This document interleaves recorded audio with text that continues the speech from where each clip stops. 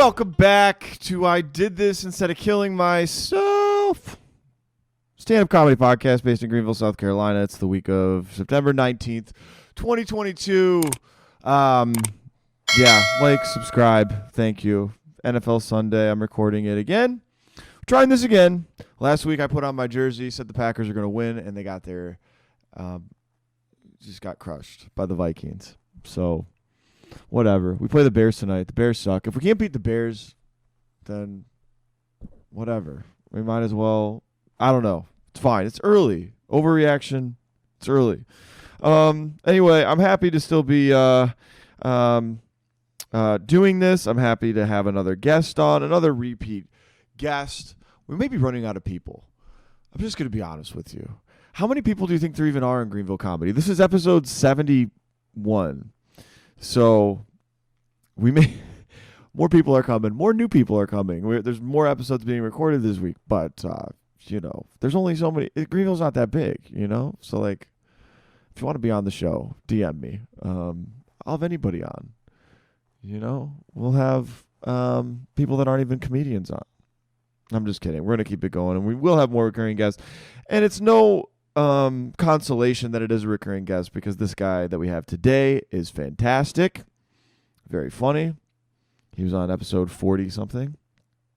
Today's guest, Kylo Ren. No, not Kylo Ren from Star Wars. Kylo Ren. He's not that guy. He's a black dude. Very funny.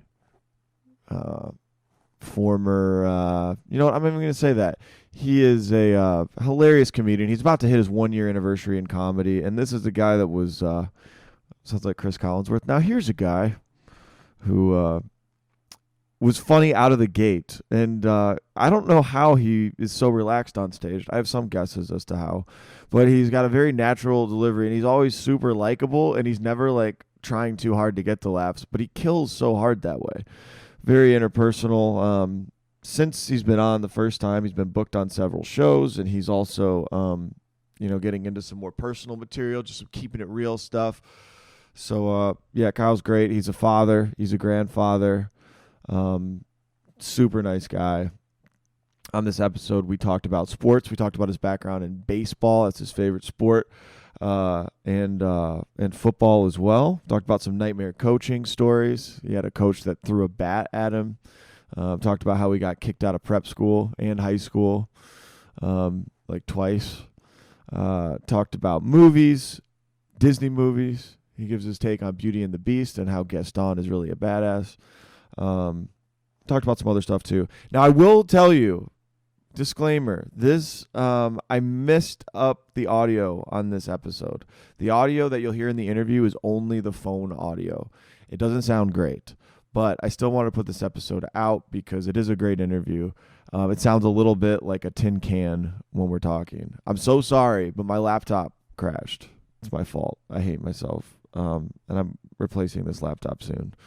But anyway, if you could stick with it, please, get through the interview. Check out Kyle. Follow him with the links below. Check him out on stage. All right, before we get in the interview, though, here's what's going on this week in local comedy, the week of September 19th, 2022. So tonight, Monday, we have Coffee Underground, 7 p.m., 6:30 sign-up. That's hosted by No Expectations Comedy, Travis Thubbin, Craig Holcomb.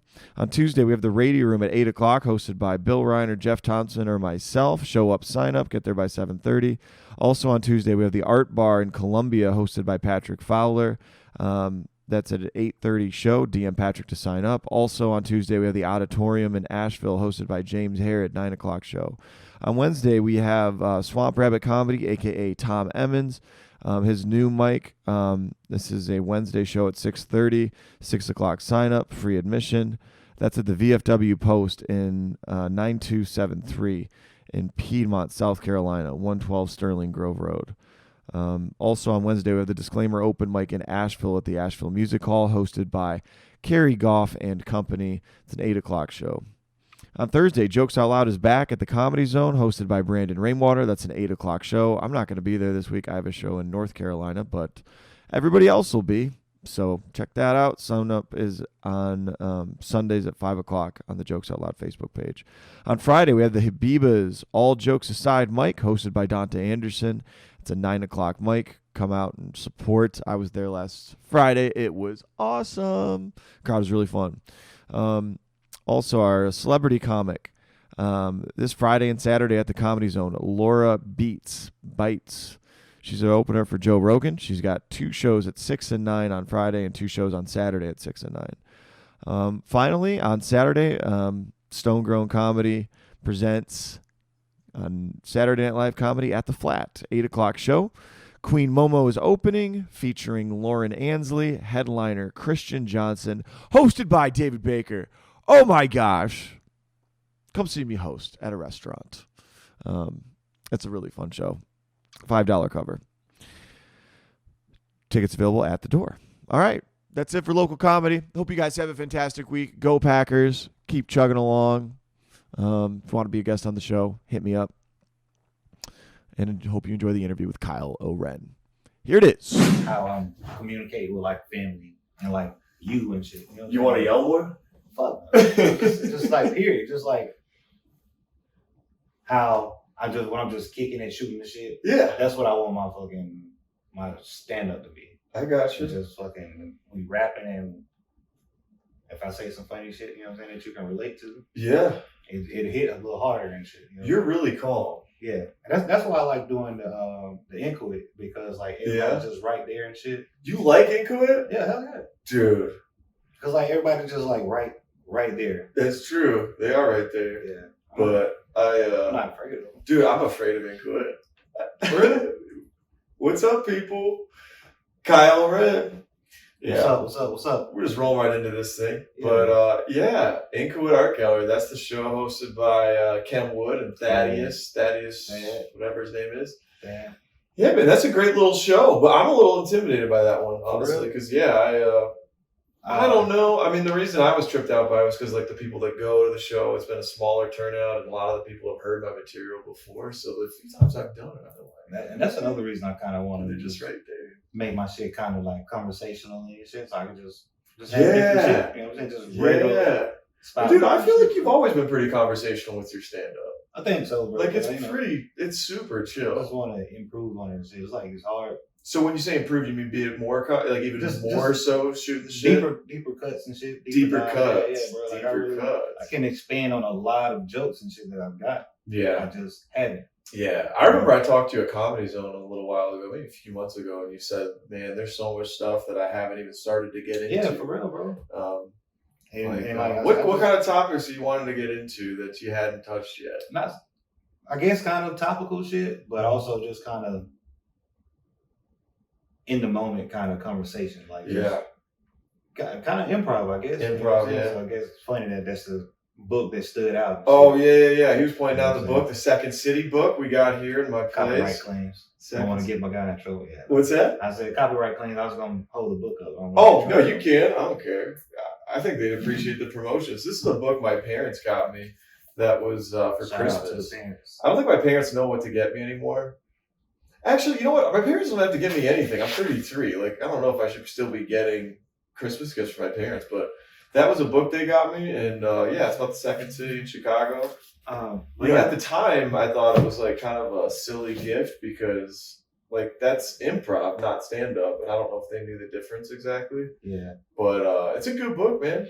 See, now, do you feel like stand-up is just like stand-up like material now, or do you feel like people are like, they write like their best 30 minutes worth of shit and they run it together, or do you think like they fly off the cuff for like 10 outside of like the intro, you know what I'm saying? Yeah, like, dude. I don't know. I think about that a lot because I took a break. Like I was traveling. I went to Europe for a week and a half, and then another city for a week and a half. And when I came back, I was so nervous the first time I got back on stage, and I was like, this feels very uncomfortable, very so, we do it a lot, and I guess I've kind of forgotten. I'll tell you what's how unnatural it is. You just fucking threw in how you just randomly took a fucking vacation to Europe and shit. I can relate. Baller. No, What? You don't go to Europe? Yeah, not on the regular. You know what I'm saying? I feel bad. I don't go all the time, but I have been fortunate enough to like have the money to do the trips that's like what's up. that. That's what's up. Yeah. I'm trying to get there. You know what I'm saying? Like, yeah. But anyway, like when I came back with your question about, is it more prepared material or more improvisation? Like, I tried to just talk about my trip a little bit, and it was not getting laughs. Like my first mic back, and that would lead me towards jokes. You gotta have jokes, or you gotta arm yourself with something freaking funny. Yeah. Before I'd taken that break, I was more leaning towards, hey, improv. It's definitely a combination, but the stage though, dude, it is so not automatic. Like it just reminded me, like you gotta work at this shit. You take a break, you could be rusty. Yeah, like, for real. It's like the last couple times I went up there, like I have my book and shit that I just kind of write little short bullet points and shit. But I don't want to use any of that shit when I get up there. I just want to go up there and just fucking go off. Yeah. No, I hear you, man. I always want to do that shit, bro. Like, and I've done it probably like the last 4 times that I went up there.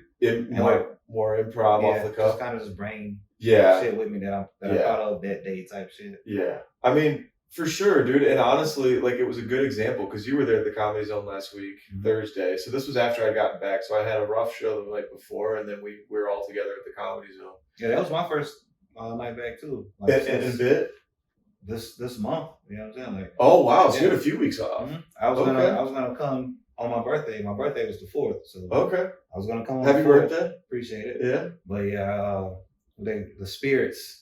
I got imbibed in the spirits a little too much. Okay. I want to make the drive, so you know what I'm saying. Oh, I got you. Yeah, I was fucked up. Bro. So we fucked up Thursday.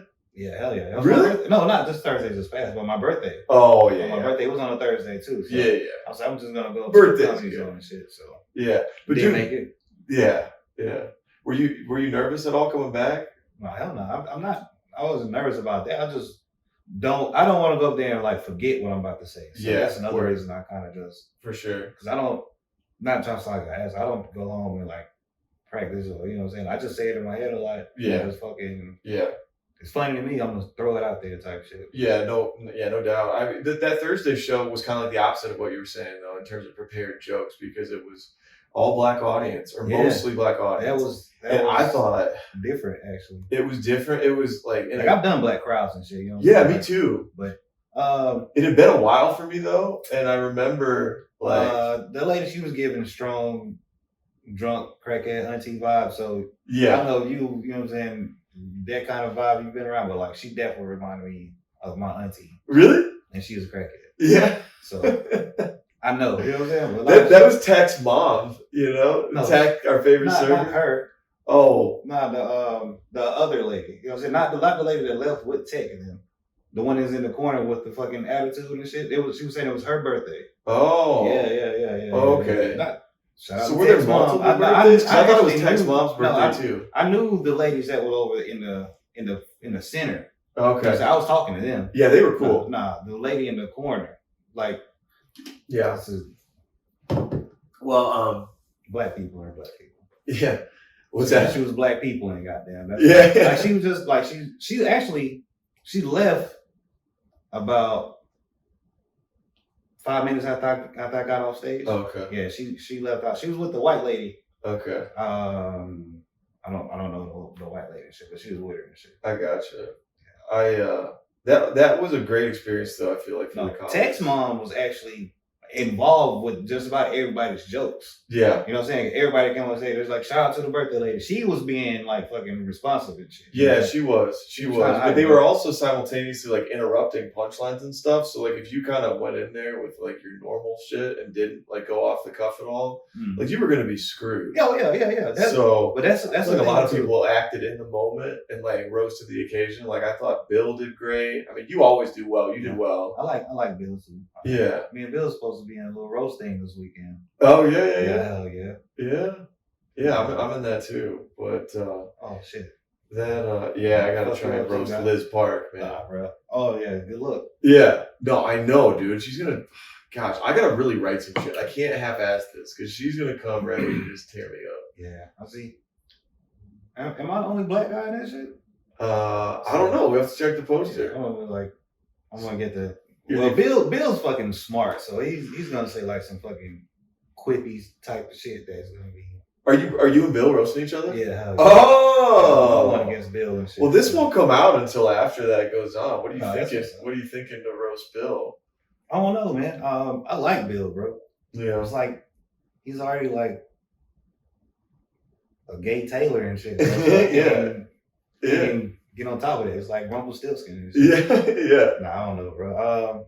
I don't know. I like Bill, bro. Like when Ben asked me about it and shit, I was just like, yeah, that's whatever. I don't give a fuck. It's like, good when you like the person you're roasting. If you don't like the person you're roasting, then it's kind of weird because it's like, oh, and like it's all. It should like all I said, I know he's gonna vibes. be fucking smart and funny with his shit. So I'm gonna goddamn be like, fuck you, Bill. I can't just be on some regular basic comebacks and shit. Like, man, you got smoked. A fucking Baby Bill Nye and shit. Baby Bill Nye. Yeah, he looks like somebody said he looks like Kip from Napoleon Dynamite. Yeah, he definitely looks like. Yeah, he looks like a lot of people. But like that's like the low hanging fruit, man. You know what I'm saying? Like, you really gotta. You gotta write some smart jokes. You think? Yeah, dude, it's those smart jokes. I remember, were you doing the roast for the Comedy Zone when it was like the team base? I can't remember. I was in it, but I didn't get to. You didn't get to do it. Yeah, that's right. Oh, come on. I had COVID. You had COVID? I was the last motherfucker that caught COVID, bro. Yeah, the last person. I remember you were gonna be on it. Mm-hmm. That was sweet, man. I did really well in that roast. They said shit was all over the place. Like, it was. But the best jokes I had were like I took a lot of time writing them, and they were kind of long to deliver, but they hit really hard at the end. Like the longer setup, like you. It was like the audience appreciated and reacted to the thought that went into the joke. You know what I mean? And the jokes that weren't hitting were the ones that were maybe a little more obvious, like, oh, he's fat, he's short, the low-hanging fruit. He's got a gay vibe. So the low-hanging fruit's okay to sprinkle in, but you kind of got to have like some specifics. And that's what I think works. But let me say, I roast people, you know what I'm saying, like at my crib or around. We tried to roast each other on the last podcast. On the last one. And I told you I couldn't do it very good. I said that too. I was like, look at David just going to a roast battle after he told me he didn't even know. You've been to a couple though. Yeah, I just get asked to do them because Columbia and shit. Just I'm friends with the people. Yeah, no, that's what's up, bro. Yeah, man, roasting. So yeah, dude. I think I complimented your getup last time too, but you're like color coordinated. Did you try to match those shoes with your Jimi Hendrix shirt? No, fuck no, bro. No, dude, it's all synced up. You got retired drug dealer on the hat. You got the yellow and the yellow of the Jimmy and the yellow and red of the shoes, dude. You're synced up. It's a special occasion, man. I was fucking with special occasion. You're like I tried on everything before. I was like trying to. But no, you know, like it's not a big thing to me. But like if I throw some pants on, or what I'm throwing, what shirts I'm throwing, okay. Yeah. I got something to go with this shirt. I got some Jordans that I bought a couple weeks ago that I've been wearing with everything, but I've been wearing them to the, you know what I'm saying? Yeah. Too much. So I just had to throw them back and shit. I need some new shoes. If I were going to get some new shoes, what shoes would swag the most? Because, dude, check this out. Look I got a freaking, I don't know if the camera can see this. This is disgusting. But see how I got a hole through the bottom of my sneaker? Yeah, they definitely can see that shit, bro. Yeah. It's not no small fucking hole, dude. Yeah. Well, my left toe, my big, is like, the joint in it is like frozen. So the toe doesn't pull up. Like I can't pull it up with I can't only pull it up so far. So when I walk, so it just got no drag and shit. Pushes down. Oh, damn. So like it doesn't wear on this side. Damn. Or not as much. That's from football. I just effed it up. Yeah, so fucking weird football injury and shit. Yeah. So if I wear sneakers for too long, like the mileage on them, it just pops through the bottom. See that shit? What's that? I broke the top part of my damn. How'd you do that? In a football game in high school. Football game in high school? Hell yeah. It was cold as shit. Yeah. We was playing against a school from up here. What position you play in high school? Defensive back and wide receiver. Okay. I played a little outside linebacker. Hell yeah. I was small as fuck, bro. I was just throwing myself into people. Yeah. Did you hit pretty hard? Yeah, hell yeah. A little bootleg water boy. Yeah. Type shit. Hell yeah. Yeah. I didn't have no form. I'm just fucking. You just throw your body into people. Try to go lower than the other guy. Yeah. Yeah. I was going against a lot of running backs. All running backs are fucking short and stocky and shit. Yeah. So, Yeah, so you got to take them out by the legs. yeah, I go low. Yeah, man. I remember football. That was like my whole thing growing up and into college and everything. And I wasn't the fastest guy, but I would work really hard and I would hit really hard. Yeah. So like that can make up for a lot. Yeah. But I had okay football IQ. I had like, angles and shit. And, Yeah. You know what I'm saying? Like I didn't really miss or whiff on tackles and shit like that. But I wasn't always like in that side of the play type shit. Football really wasn't like my shit though. Like I was a baseball player, bro. Yeah. That was my shit. I got loved you. baseball when I was a kid. Yeah. With the football tackling thing though, like I remember I hit really hard, but the knock on me was my form wasn't always good. I had to correct this when I got to college because I would want to hit so hard that I would leave my feet and like just explode into the guy. Lunge and shit. Yeah, and if you lunge, then you can miss. So you got to bring your feet with you and explode on impact. Nah, that's what's up though, dog. I say I got a couple interceptions. I got one kick return for a touchdown. Oh hell yeah, dude! Yeah, bro. But I didn't start on offense and shit. I was starting on defense, so some defense, special teams type shit. But my senior year, I didn't play football at all. I changed schools and I didn't get the eligibility and shit. Oh, yeah. So I didn't get to play my senior year. Oh, that sucks. Do you regret that? It was alright, man. Yeah. I wish I could sometimes, but at the same time, the school that I was going to was my original high school. Okay. I ain't fuck with them people, man. Yeah. I ain't like them people and shit like that, bro. Like, it's not a bad place, but the teachers then, they were assholes and shit. Like, okay, this was the new school or the one you came from? The school that I left from. You didn't fuck with them? Then I went back to it. Oh, you did? I left and went to a prep school. Okay. And then that's why I met my son's mom. Okay. Got her pregnant and shit. And then you came back to the... Yeah. Wait, why? They kicked me out. They kicked you out? Yeah, they kicked me out. So you went to the prep school? I was fucking in the prep school, bro. Yeah. They ain't really too cool with that shit. So they kicked you out? Did your parents? No, my parents didn't. No, they didn't care. At the end of the year, one of the principals was like, yeah, just want to let you know we had a teacher vote and shit, and you're not coming back. Word. Oh, man. It's like, oh, yeah, and you pass your rest of the classes so you don't got to stay and take the test. Okay. Just get the fuck out of school. Yeah. So I went back to my old... Well, who made you go to the prep school? The old high school. The old high school? Dude, nobody wanted you. Dude, were you a troublemaker, bro? I was, How bad a kid were you? I was. I was beefing with the teacher and shit, bro. I was beefing with my... It was a football coach / history teacher and shit. Okay. You can beep his name out. Can you beep it on the podcast? I can, but... No, I think it just sounds better if you say it on the pod, if you beep it on the podcast. All right. What's his name? You're not gonna fucking do it. No, probably not. Fuck you, dude. He knows who he is. His name is Bill Boroff. Bill Boroff. Hell yeah. Okay. He fucking. Do you think he'd watch this? I hope he do. Yeah. Yeah. What was the beef about? I didn't play football when I first got there and shit. Okay, so he was trying to convince you to play? No, he just wanted me to play and shit. And like, I didn't mind, but like I said, I was an athlete, but I was a knucklehead. Okay. You know what I'm saying? And yeah, of course.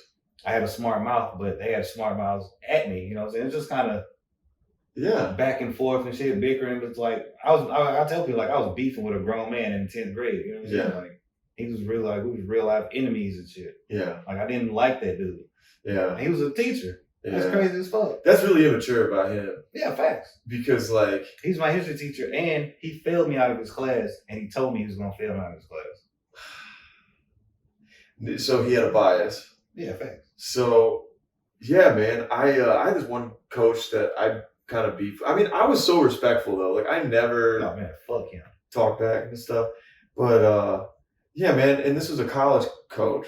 But I remember at halftime of a game, I was playing middle linebacker, and I had they were running a play on us, and I was fitting the scheme the way he had coached us to do it. When I saw the fullback come this way, I was a middle linebacker, and I'd run forward and hit the fullback, and that was what we had planned for. But they ran this wrinkle off of it to where they did something different in the game, and we didn't have any adjustments built in at the time. But they started to get some yards on us when they did that play. And then at halftime, he came and got all of us outside. It was visitor locker room. So he brought us all of us outside of the locker room, around the corner to where the other teammates couldn't hear us. Or couldn't hear him, and then he just lit into us, like all of us, and said, like, "You're blowing our fucking season. You guys are like," he basically called us pussies and stuff, and really lit into us. And then he turned to me specifically, and he said, "And you, they're running the ball on us, and it's your fucking fault. If they get one first down in the second half, your day's over." And it was more than that, but yeah, the rest of my college career, all the joke was they would say to me, "Dave, just remember it's your fucking fault." Like, yeah. Oh, see, yeah. Then we should get a fucking inside joke, bro. It's a wrap. Yeah, basically. So, but that traumatized me so Yeah, much. facts, bro. Like my thing was like, and I didn't. Well, I did smoke weed in high school, but I didn't smoke like to deal with fucking beef with the teachers. And shit, you know? So I just let that shit roll off my back, and that was a great benefit to me. Yeah. But I was also an asshole too. You know what I'm saying? Like Yeah. I talked shit. Like I wasn't afraid of anybody. Yeah. I was like Scrappy Doo, bro. I was like 6'1", Mm-hmm. 160 pounds. Yeah. But, yeah, you're wiry. Yeah, you're bro. lanky. Like, I'm like 195 now. Yeah. You know what I'm saying? So like I'm still small looking. Mm-hmm. But you know what I'm saying? But like, but I feel like when like you're kids, you know? Like I was processing how young I was. I mean, you were like probably 16, 17, 18. Like I was early 20s when that was going on. I was 15. I was 15 when that shit happened. Yeah. So like there's something that I don't know. I feel like teachers and coaches need to do. Like you can be stern and like, you know, corrective, but you should like ultimately kind of be above it. You shouldn't like, you know, you shouldn't single people out and berate people, and you shouldn't you know, exchange bickering insults or whatever. Nah, you know, you should rise above it. Cause like, dude, I was just thinking like I would have played, you know what I'm saying? Like I said, baseball was my love, you know what I'm saying? Like growing up as a kid, that was my shit. And then I kind of transitioned away from it because it wasn't like acceptable like that with the black kids and shit, you know what I'm saying? So like, what do you mean? Because more white kids play baseball than black kids? No, like baseball camps and all that shit, like it was more expensive. Like, I see. It wasn't really inclusive as much because like they was paying like $400 or $500 to go to these camps. Yeah. It was like a week camp, 1 week. Yeah. You know what I'm saying? And travel baseball and all that shit. Like I was good. I was nice. Yeah. What position you play in baseball? First base. Center field. Okay. Yeah, but I was first base. I was all-star first base. Hell yeah, dude. And you could hit pretty well? Yeah. Yeah. I was dope. What was your batting average? I don't know, bro. You know? I didn't play in high school. No, I didn't go. Okay, middle school. Yeah. That's when I got out. Yeah. I switched to basketball and track. Okay. Good shit, man. Yeah, dude, baseball for me, I actually talked about this in a job interview recently. I feel like it was like a mental thing for me that I had to get over, but I couldn't handle it. I wanted to be good so badly, like, and I wanted to like my parents to like be proud of me and stuff, that like every time I got out when I was like in middle or like elementary school, I would cry. I was such a little pussy, dude. I swear to God. T-ball, kindergarten, I would cry. I started to like cry less when I got a little older. Oh, yeah, that's kindergarten and shit, bro. I thought it was about to be like, 12 years old. 12 years old? 10, 11 and shit. It was close though, man. That's fucking kindergarten, dude. No, man, you can be upset about that shit. Bro. Yeah, but I couldn't. I was real hard on myself, and I realized baseball is very much a mental game. It's kind of like stand-up. You know, you got to be okay with failure. You got to be self-assured. Just be like, I'm going to trust my Believe in yourself. Believe in yourself. Yeah. I didn't believe in myself. Wait, were you a fielder? I played outfield. I played wherever I could do the least harm. I thought you was going to say like you was a catcher and shit. And he was crying and shit. I was like, nah, he's not a fucking back catcher. Man. No. Yeah. Catchers can't be pussies. Those are some tough motherfuckers. Yeah, do you think that? Do you think they're the toughest position on the field? Catcher? Yeah. Catcher and an outfield, bro. Outfield, you just got to cover so much fucking... Yeah. You got to be able to dive and shit for stuff. Shortstop has to get Shortstop's like a really like high IQ position. Yeah. Just get slept on a lot. High IQ. Then you gotta have like good intuition about kind of where to be. You know where you're going. And your reaction. Yeah. And like you just kind of be standing. Where like standing where you think the ball's gonna go. Yeah, that's before the ball even get to you. Like, okay. Right. Running here, going here, you know what I'm saying? Do I skip a tag and go for the out of home plate? Yeah. Like, you anywhere. I think I love baseball now. I mean, after like kind of figuring myself out a little bit more, just the idea of like having that swagger, just kind of going out there. Oh yeah, baseball is swag. And quiet confidence. Just throw a dip in and just kind of. Baseball Do you remember the dip gum? The No. fucking Big League Chew. Big League Chew? Yeah, sure. It was like it was a big ass. It was a pouch. It was a fucking pouch of fucking dip. Yeah. That's what it was. Fucking dip chewing gum. And shit. Yeah. Yeah. Big Because it was like shredded, right? Yeah. Like the gum was shredded. You just take it out of the pouch and you like the big leaguers. Yeah, the old school chewing tobacco. Yeah. Yeah, they're training the kids early. Yeah, real. I had candy cigarettes and all that shit. Yeah, and everything about Little League was pretty cool. Like you're hanging in the dugout with your boys. Homeboys. Fucking hot dogs, sunflower seeds and shit. Yeah. Boy, bro, that was dope. That's when I first, got cool with the white kids, bro. Yeah. But like I say, once that travel ball and shit came in, I couldn't make it. Yeah, that's shitty. That's But man, that shit's still cool. I still like baseball. The drive.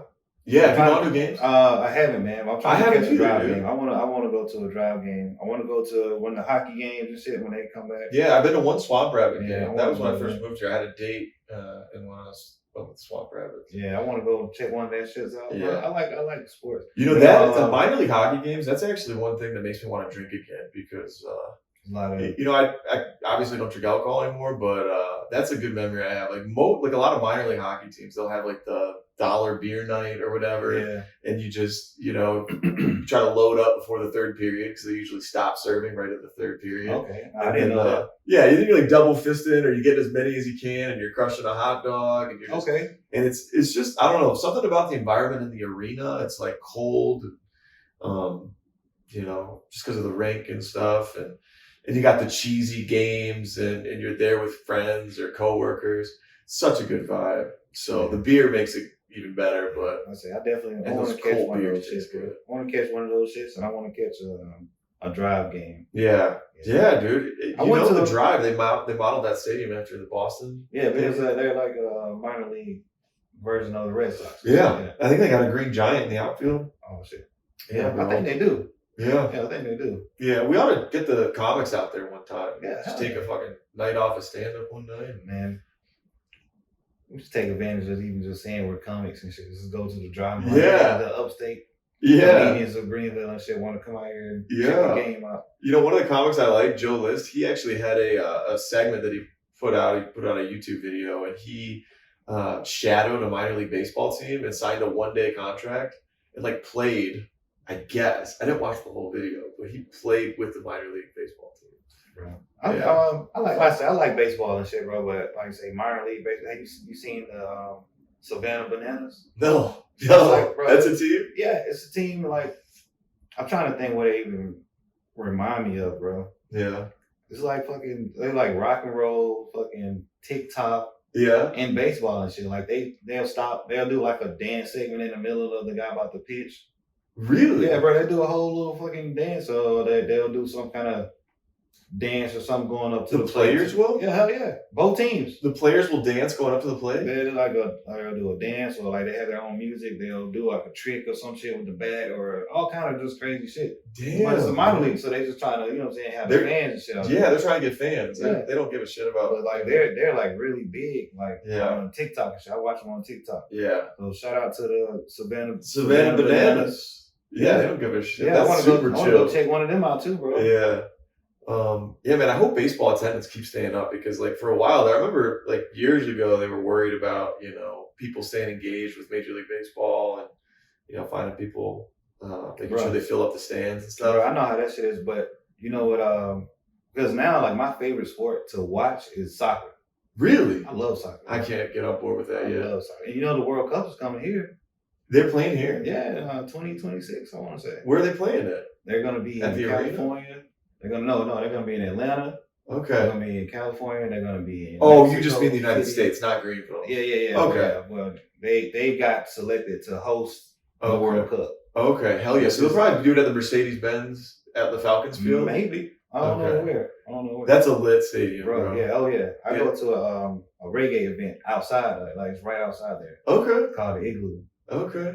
They held it outside. They do it twice a year outside the Mercedes-Benz Stadium. Shit, yeah, man. Have you been in the stadium? Yeah. I saw the Falcons and the Titans and the Falcons and the Cowboys. Okay. Yeah, that's lit, man. That stadium is it's incredible. Oh, it's a dope ass stadium. Yeah. And then they got like the little shopping center inside there and shit too. And they got like that soccer merchant shit in there too. Yeah. Cause like Atlanta got a soccer. How'd you get into soccer? Dude, it's hard for me to watch. As a kid, bro, I'm black as fuck, y'all. Don't get a shit fucked up. I'm a felon and all kind of shit, bro. But like I like. Yeah, you like a lot of white people shit. Yeah, I do. For real, bro. That shit's, I don't know. That shit's like comforting to me. Like fucking soccer. The first soccer player I ever saw that I liked was fucking Alexi Lawless, a fucking big ass white dude with red hair. Alexi Lawless. He's from the United States, but okay, he played for like the United States World Cup. Why was he your favorite? Oh, like just stood out. He's a big, lanky ass white dude with like red hair, like carrot top. Yeah, but like fucking soccer player. No, he probably was garbage, bro. I mean, he was alright, but like he wasn't. He just stood out. You know what I'm saying? I was a kid though. I was young. Yeah. And so then just like growing up, getting into it's interesting he's tall. Because tall soccer players, I feel like the prototype soccer player is short and fast, good footwork. I think Ronaldo is like, I guess he considered like the best soccer player now. Cristiano Ronaldo. Yeah, how tall is he? He's probably like 6'3", 6'4". Oh, okay. Yeah. See, that's pretty legit. And he's fucking cold, bro. Yeah. He's cold. Yeah. I had played soccer before. When I was in first couple of years out of school, we had a league for indoor, and that was really fun. You ever seen indoor soccer leagues? Nah. The field's much smaller, and that's why I enjoyed it so much more. I might have seen it online or something. I'm not sure. The field is like a fraction of the size, so like it just makes you feel like you're not wasting as much energy going back and forth around the field and stuff. Yeah. And there's more like basketball dynamics, I think, with spacing and like passing and things. Yeah, bro, like it was fun as shit though. Soccer players really fun. Like what's the not real sports, like the Hard Knocks and shit, how they doing like HBO, like football teams. They had some shit like that with the United States soccer team. Okay. And like they use the entire field and shit, bro. You know what I'm saying? Like how the football fields got the lines and the markers and shit. You can't go here and all that shit. Like you gotta use the whole fucking field, bro. That shit's crazy. Yeah. That's wild, bro. And I sat there and watched the motherfuckers run like those 5-yard suicides and shit. Dude. Man, I can. Yeah. Suicide's the right name for those. I think if I had to run a suicide again, I would want to kill myself. Yeah, that's wild. I don't know. It's crazy, kind of like you played sports growing up. How much like, as kids, like how hard they push you physically. Man, you know what I mean? And I don't know if they're getting softer now, but like I feel like my coaches in high school, bro, they worked our asses off. Like, my little league coach threw a bat at me because I dropped a catch from the third baseman. Shit. Really? A throw from the third baseman. He said, "Kyle, if you drop this shit one more time, I'm throwing this bat at you." And I'm thinking like, he's not gonna fucking throw this fucking bat at me and shit. You know what I'm saying? And he's doing the batting drill, so he hits the ball to third base. The guy feels it, throws it to me. Right. Catch it right here in the glove. Yeah. I glove it and that shit fall out my glove. Yeah. I look at the coach and that fucking bat is already fucking spinning at me, bro. Like on the way to me. Wait, you just chugged it? Hell yeah. Did it hit you? No, fuck no. I got out of the way. Oh but I still think about that shit. Like, yo, if you had to fucking hit me with that shit, that should have been wild. Yeah. You know what I'm saying? Yeah, dude. Have you ever seen the movie Whiplash? No. Okay, that's a drummer movie. So it's the same idea as like a coach that's really hard on you. Is Miles Teller and okay, yeah, that's the new. I'm thinking about the shit with Steve Carell and Channing Tatum. Oh, that's the wrestler shit though. Oh yeah. I know which one you're talking about. Similar idea in that Steve Carell wrestling movie. I forget what that one's called. Yeah. But Whiplash, dude, to this day, one of my favorite movies of all time. Anybody should watch it because it's so well done. And if you've ever had a coach that's been hard on you or a teacher that's been hard on you, you will just like. I think J.J. Simmons is the other guy. He's the bald guy from Spider-Man 1. He's in Whiplash? Yeah. He's in the other shit too. Oh, is he? Yeah. Okay. That's crazy. Yeah, he's like the star of this movie. He and Miles Teller went head to head. He's a good actor. And he is so hard because Miles Teller starts off as like this little naive kid and he turns into like this monster, like because he has to like live up to the approval of this really hard jazz band teacher who's the J.J. Simmons. And basically, at one point during his first time, like he thinks things are going well. He's in the band and they start playing the song and he thinks it's going well. And he out of nowhere, J.J. Simmons just chucks a music stand at him, just throws it across the room, and it makes all this noise. And he comes down really hard on him, and then he has this really intense scene, this back and forth, where he makes him, he just cusses him out, kicks him out the back, and they have so many of those scenes. But yeah, it's the same type of guy. It's the same type of coach to chuck the bat on you. Yeah, hell yeah. He tried to fucking motivate me like a motherfucker, bro. Yeah. Yeah, that shit. I mean, it's bad, but like, I don't know. Well, Did you respond to it? Did it make you better? Fuck no, bro. No. Man, that's fuck, bro. I was gonna fuck that dude up, bro. But I guess he what they say, woke you up and shit. Like, you can't do that shit no more. You can't do that shit to kids and shit now, bro. No, you get like sued. To be the fuck in jail. Yeah. Yeah, bro, for real. Yeah, for sure. But that's what I think about. Like, yeah, in the movie, they're like, you can't achieve greatness until you have somebody like push you. Yeah. So I believe that. There's like hella adversity. You know what I'm saying? Yeah. Like, physical adversity, mental adversity. I believe that. Yeah, but the theme of the movie also plays with like how much is too much and like at what cost does greatness come? Because in the process of the movie, the kid who's like trying to be the best drummer possible, he gives up a lot. Like, his relationship with his father suffers. He has this girlfriend and he breaks up with her because he feels like he can't focus on drumming. And this girl, like, in the movie, I was like, dude, you shouldn't break up with her. I was watching it again recently. I was like, don't break up with her. She's like the best thing that happened to you, you fucking idiot. Like, and he's like, no, I gotta be a great drummer. I feel like in my life, I've made sacrifices like that. Like, I've let good girls out of my life because I wanted to do a great sales thing. Oh yeah, been there. Been there? Yeah. Yeah, you've ever messed up with a girl because you're chasing something different? Like, no, not because I was like chasing shit, but I believe that I was too hard in relationships and shit because like I don't be trusting women and shit. You don't trust women? Yeah, that's my thing. Yeah. But yeah. Well, okay, yeah. Back to these movies. You learn it. You don't want to learn about women in relationships. Back to these movies. I want to talk about. Why the fuck you always talk about? Like, you just described the fuck out of the movie to the point I want to watch it. I bet you still didn't even watch Harlem Nights after I told you to watch it last time. Which movie? Harlem Nights. No, I haven't. See there? He just fucking sat there and fucking sold me on fucking Whiplash. What's the last black movie you watched? Took too long, dude. I know. Well, Nutty Professor? Shut the fuck up. Coming to America? What? The first one or the second one? Only the first one. Yeah, I was about to say, I know you didn't watch the second one. The second one was strictly for black people. Like, the first one was good. No, I mean, the last black comedy special I watched was Earthquake. The Netflix shit? Mm-hmm. That shit was fun. That was good as shit. Yeah. That shit was fun. Yeah. No. Damn, dude, you call me out? Yeah, hell yeah, bro. Harlem Nights. That's how it's supposed to go, bro. Juicy to make this shit juicy. All right. Nah, I'm watching Harlem Nights. Just to prove I'm not racist with my movies. Nah, you took it there. Hey, that's just the inner David got there. Coming out. Dude, I swear, if anybody watches this, I get canceled. Every episode I say shit, though. Probably. No, man. You didn't get canceled after you and Jacob and fucking Ben. Yeah, that one should probably be taken off the internet, honestly. It's up there. It's up there now. Yeah. You know what's crazy? I did a show. You talking about you didn't like the Inkwit. Yeah. I didn't. I do like Inkwit. No, I just mean it can be intimidating. It can throw you off. Oh, yeah. I did the fucking the distillery. Palmetto Distillery. With Ruben. Yeah. Ryan and shit. Bro, that shit was wild. Yeah? Because, like, I didn't know the crowd and shit, you know what I'm saying? Because, like, you know Ryan, then you expect the crowd to kind of be, like, Ryan-ish, you know what I'm saying? Like no. Ryan-ish? What does Ryan-ish mean? It's, like, loud. You know what I'm saying? Like, more open to, like, vulgar shit, you know what I'm saying? Because Ryan was like, oh, you know, I fucking punched my wife in the head and shit. Yeah, exactly. Yeah. And while he was in his drawers, you know what I'm saying? Like, right. Just fucking, yeah. So, like, you see Ryan in there, and it's like, bro, these people ain't.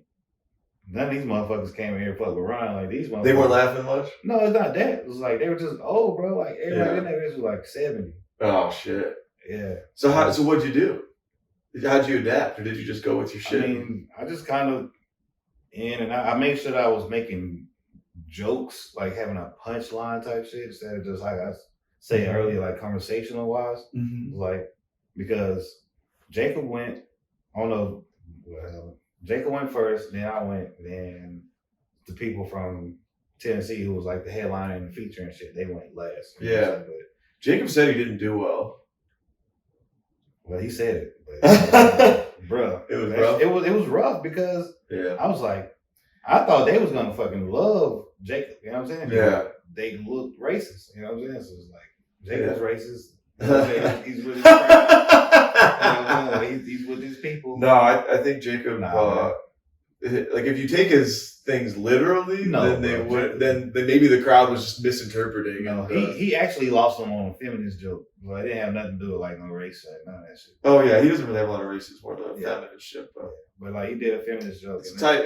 He goes hard, so it's a risky thing. When it works, it kills. If it goes a little hate, the one young lady that was out there didn't like the feminist joke. Oh, she was like, not funny. Okay. Waiting for the jokes. Yeah. And then he was just kind of going back. He was just really going back and forth with her. The other people wasn't bad.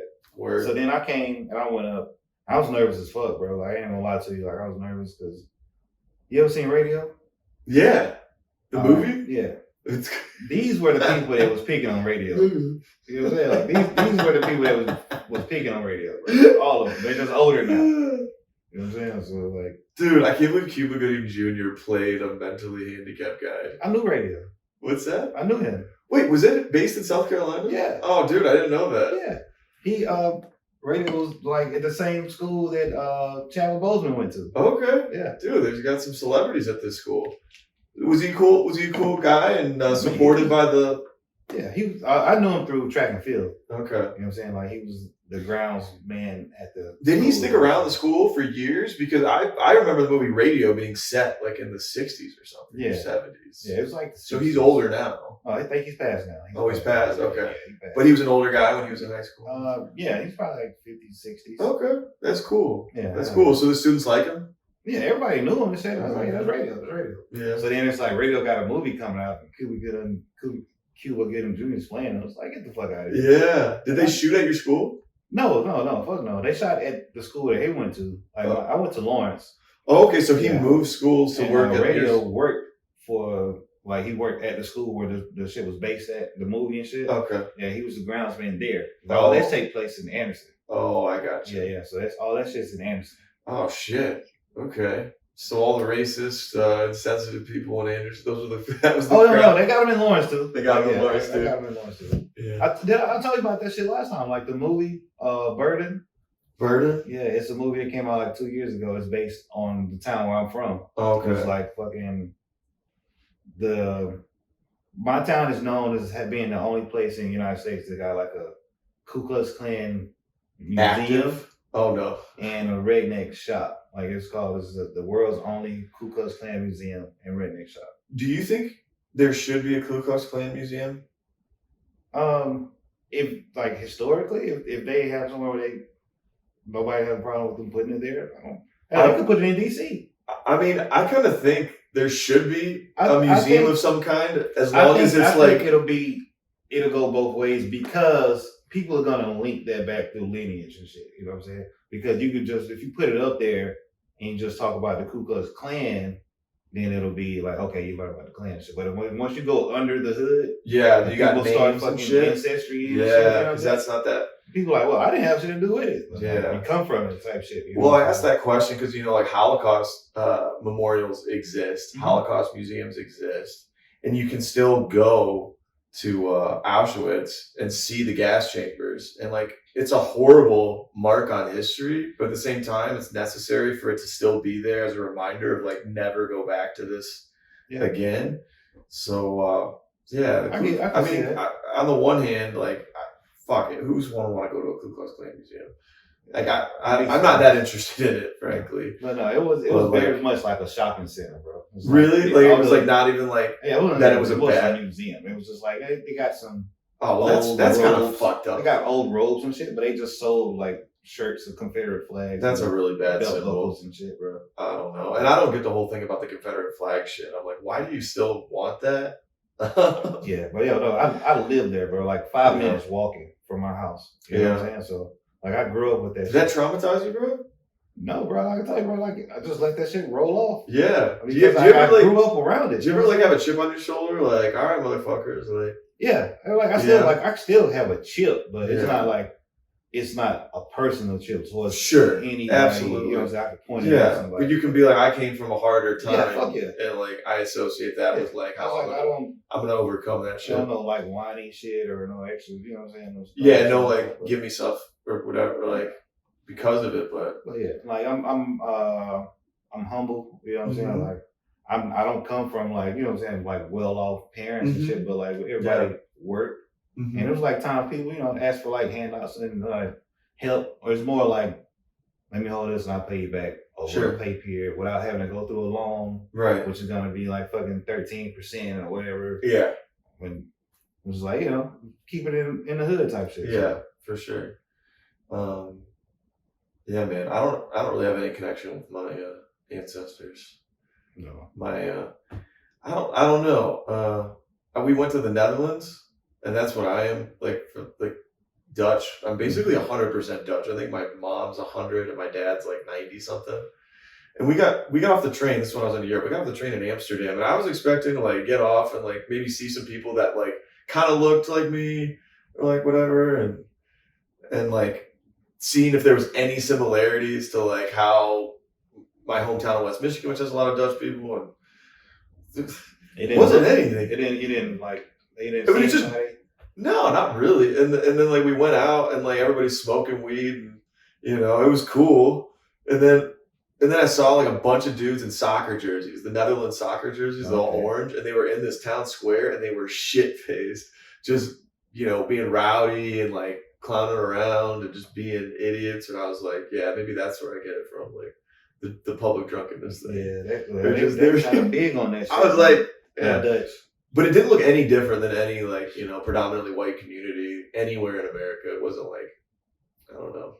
There wasn't any. Do you think they looked at you and like fucking tourists? I don't know. You know I don't know if they could even tell. In Amsterdam, I don't know if they could even tell because everybody was kind of like, it was kind of a blur, the whole thing. Okay. Just because it's a party city, I guess. Yeah. But in Paris, when we went there, I'm sure I stood out. Because in Paris, everybody's fancy. Everybody dresses very fashionable. Everybody's good looking. And I wore joggers on the street. Like we were walking around, and it didn't take me very long to be like, shit, dude, I should put on some like nice jeans or something. And they weren't judgmental or anything, but it was just like you're in Paris and everybody's kind of flexing. That's how it felt. But nobody was like cocky though. I didn't feel like. I said my neighbor. Very polite. My neighbors, they went to Italy. Okay. They say it's like real upscale and shit, like real like fashionable, like a real lot of shopping centers and shit down there and shit, just kind of high value shit, but you know. Yeah, in Paris. Everywhere. Everywhere, yeah. In Paris, they take hospitality very seriously, I think. So when you go to a restaurant, like, you know, the menu's like really hard to like navigate. I didn't know what to do, like what to order and stuff. And there's all these, you know, forks and spoons I hadn't seen before. You know. Oh man, I went on a boat cruise, like a boat food cruise and shit. It wasn't like a cruise and shit. They had all a fucking dinner and shit. And they had all the fucking forks and And the guy just kept coming around. Like he brought some soup. Yeah. He ate the soup for like a minute and a half, and he came back and was like, "Yo, give me the soup." Yeah. You know what I'm saying? And he brought us salad, and he ate the salad. And he took the soup spoon. And then he gave you the little salad and shit, and he gave you the fork for the salad, or he let you know which one to get. Eat that shit for like 2 minutes. He fucking came and took the shit. Yeah. I was like, bro, so you had multiple courses? Yeah, but it was dope, bro. But that shit was like fast. Bro. I wanted to enjoy it and shit, bro. Yeah. It was cool. I know what to expect next time. Have you ever seen Beauty and the Beast, the Disney movie? Nah, what's that? What? I was just fucking with you. I think it's kind of like that. I haven't seen that movie since I was a kid, but I'm pretty sure, you know, when they're in the castle and they're like bringing in like all the plates and spoons and cups are alive, but it's like this real elaborate like dinner and they bring in stuff. I think that movie's based in Paris or it may be in France, and it's like old time France and stuff. I know you've seen that shit since you was older, bro. Yeah. I ain't seen it since I was a kid. And then as soon as I got Disney Plus, bro, I was like, wait, we gotta go. You know, everybody was dressed up. The Beast, dude. the fucking candle bar thing had a fucking bow tie on. You just described everybody in that fucking scene just now. Yeah. I ain't seen it since I was a kid. Well, I have a good memory. I don't know. All right. Yeah, it's kind of gay, man. That movie. Bro. That movie's like. Nah, but you know what's crazy? Because like a motherfucker like me, I was like, yo, bro, I watched all that shit as a kid, bro. Yeah. Like, you know what I'm saying? Like before thinking like, yo, that shit's gay or some shit like that. Like, I didn't fucking know. Yeah, I didn't either. I could tell like, okay, it's based on a this girl. is more, you know what I'm saying, geared towards a young girl and shit. But yeah, but they had Gaston in there. Gaston the fucking man. Gaston. Well, he's kind of a douche, but he was a fucking man, bro. Really, you like Gaston? Gaston like the bitches. I guess. Nah, not just. Couldn't get Belle though. Belle's the smart one. She didn't like him. She was looking. Like impossible trying to pass her off and shit. So I mean, yeah, it's just nah, man. And then they locked up Maurice. Crazy old Maurice. Yeah, bro. That shit. Maurice. There's a lot of movies that he just went nuts and they locked him in a cage. That was fucked up, dude. Well, I got kids and shit, bro. Like, well, my daughter, like, she was like big on like the Princess and the Frog, so I watched that shit. Okay. But I never watched like Frozen or no shit like that. But I watched like Shrek. My girls, like, well, my nieces and shit. Now I got little girl nieces. They watch all the new shit. Yeah. Like, I can't keep up with the new shit now. Like, they have new Disney. What's the new shit? Like Moana? No, Moana. I've seen Moana. Moana's dope. Moana's lit, dude. I like Moana. But like Encanto, like We Don't Talk About Bruno. Encanto? Yeah, that's the. You ever heard We Don't Talk About Bruno? That's the. Is that an Encanto? No. Yeah, that's how it goes. Is that based on a Hispanic family and like what country is it in? I'm not sure. But I haven't seen it. Yeah, I haven't seen it. Yeah. But like the girls, they watch it. They love that shit. Bro. Okay. Well, Isn't it like they all have special powers and stuff? Yeah. What girl made me watch that movie? Yeah, I haven't seen it. Man. I watched it with a girl. Well, it was good, dude. Yeah, it was good. I watched that shit all the way up through young teenage life, young adulthood, bro. Like any of that shit. I used to sell weed, bro. I didn't have a job. Yeah. I watched all the shit that was on TV, bro. So that's how you kill time between drug deals? Yeah. Allegedly. You're retired. Yeah, that part. What's your favorite Disney movie? You got one? I don't know. A Goofy movie? Goofy movie. Goofy movie. The leading power of cheese. Yeah, bro. Pauly Shore, dude. All right, listen to your Goofy. Yeah, I might just go with a Goofy movie, bro. That was my shit. Yeah. And I used to like those corny ass, like those Friday night movies they used to show and shit on Disney Channel. Yeah. They used to do the little ABC, the ABC Disney crossover and shit. Yeah. Yeah. Sabrina the Teenage Witch.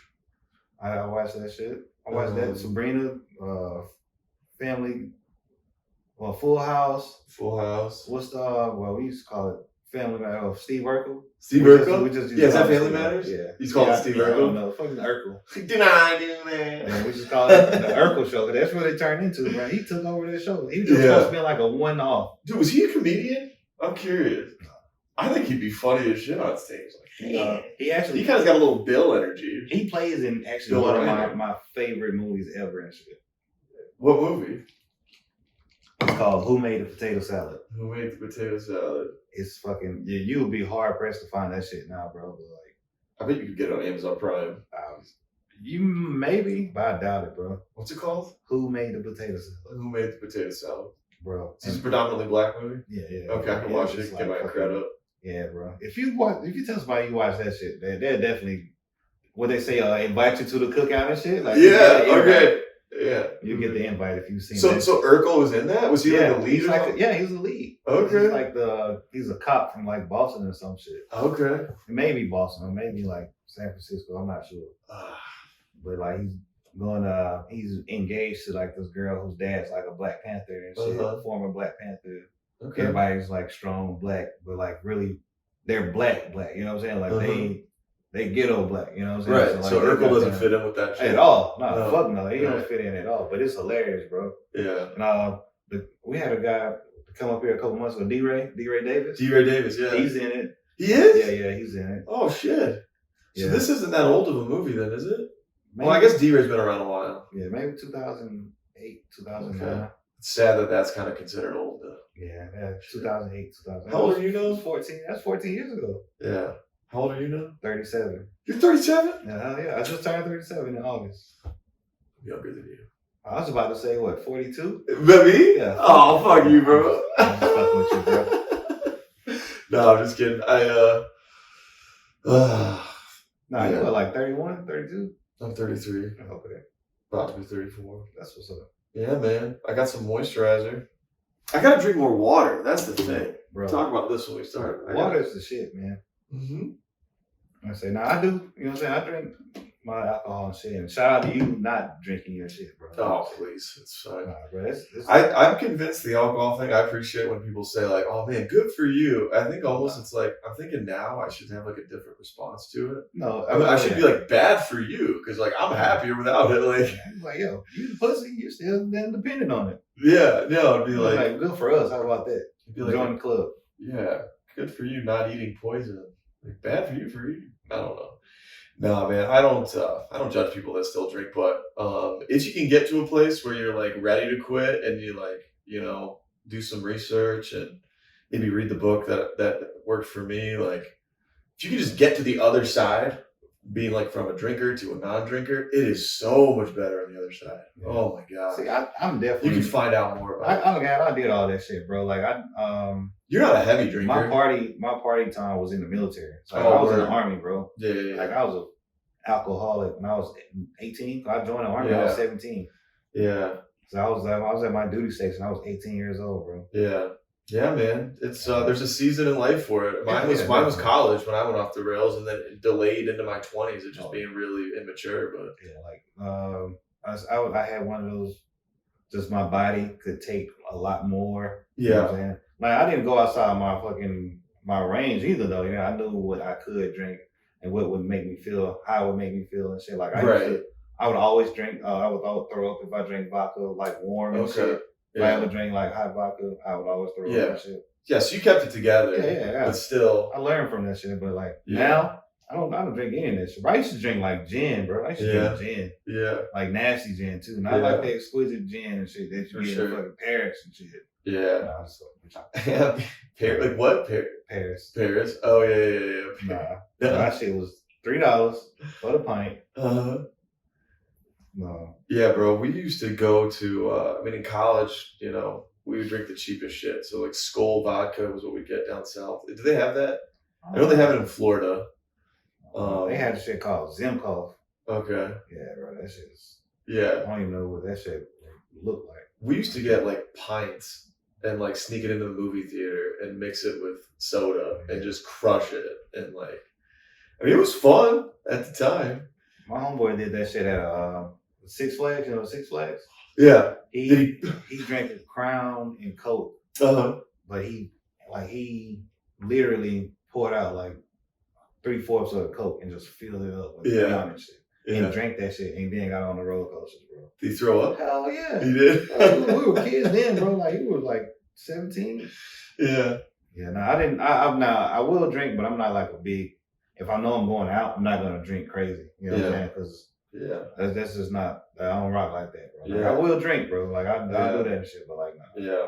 Give me some weed. Yeah, man. Yeah, dude. I feel like I got a new lease on life in terms of like going out. I was talking to the comics last night because we were out last night on a Monday night till like midnight or later doing karaoke and stuff, just completely sober. Like I feel like I stay out more now being sober, just having fun with comedy people, almost than I did when I was drinking. Just because it's like a nighttime hang and stuff. Yeah, our Thursday night hangs. Yeah, like when I went out with y'all Thursdays, last Thursday, bro, I had a ball. Yeah. You know what I'm saying? I was just chilling. Yeah, we were dancing. That shit was loud as fuck, bro. That shit was dope. And it's fun when you can be cool. Yeah, you were dancing. Yeah, it's fun when you can be like just cool, chill dancing because like the girls will come out too. Yeah. Like when they know you're not trying to like grind on them and shit. Yeah, and like they dance, they just want to have fun. So if you could just be chill and stuff. I'm saying like I'm not just like a bunch of cute girls, good music. Yeah. And you're like I think everybody had pretty good sets Thursday, so you're feeling good about having, gone up there. Yeah. It was a good time. It was a good time, bro. And I don't feel like I need booze to like boost the fun. Like I really well, yeah, like I said, I smoke weed now. I definitely smoke weed now to medicate. Oh yeah, like just to take the edge off of kind of level and shit, bro. Yeah. I think a lot. Like, I'm one of them motherfuckers that like diagnose themselves and shit. Like, dude. Like, Yeah. I think I got self-diagnosed anxiety or fucking OCD and all kind of other shit. Yeah. What kind of thoughts do you have like that? Like anxiety wise or like self-examination? Maybe not. Yeah, self-examination, or I'm one of the guys that get caught up in like, who am I? Why am I? Type. Excuse me. What's my purpose in life? Hell yeah, definitely. What's my purpose? Yeah. Shit like that. Yeah. What else? When I was a kid, I used to get caught up. I remember being in like the second grade, bro, and just like looking at me moving my fingers and shit, and be like, why? You know what I'm saying? Like, I'm controlling all this and shit. Yeah, like I'm in this mode. I'm like, we're like blowing my fucking brain in second grade, bro. Like, yeah, because you think about that shit too long, you kind of get outside of yourself. Yeah, I'm just kind of like a shell. Yeah, you know. Kind of like looking down at yourself for a minute. I can't explain, bro. But no. You're saying the right thing, because when I started therapy recently, and I talk about it. Now I'm thinking about all that shit. Well, the therapist said the hardest thing you'll ever have to do is figuring out how to be like a self-aware being living inside of a body. Yeah, like that is like so hard to do. Animals don't have that higher consciousness, so they don't have to figure out. You think that's with connecting with your soul type shit? It's finding out who your authentic self is. Because I think animals have souls.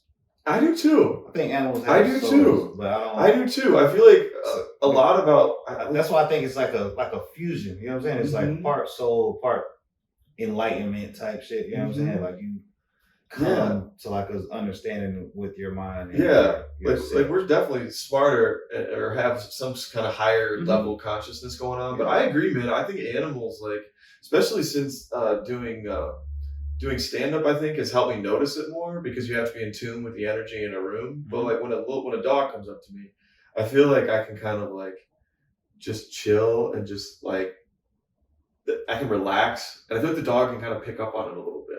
Like he knows it's safe. Yeah. Versus like somebody that's a threat. You know, dogs can kind of like pick up on energies. I really like and shit. Yeah, I really like coming down, like petting a dog and just not saying anything, but like, it's okay, buddy. Like, you know, I love you, man. Like, and I feel like they do respond. Cats too. Yeah. I just stole my neighbor's cats. You what? I just stole my neighbor's cats. You stole a cat? 3 of them. What? Why? I just fed them and then they won't leave and shit. Oh, so you didn't steal? Yeah, I ain't stealing for real. Oh, okay. It's like my next door neighbor and shit, but like now they stay at my house and shit. At my house. Yeah. I'm like the cat dude and shit. Yeah. I'm trying to there you go. Get them so I can put them on TikTok. You ever seen the cat TikToks and shit, bro? Those shits have like 15 million likes. Yeah. There's a lot of cat people out there. People love cats, bro. Yeah. Shit. Pussy, man.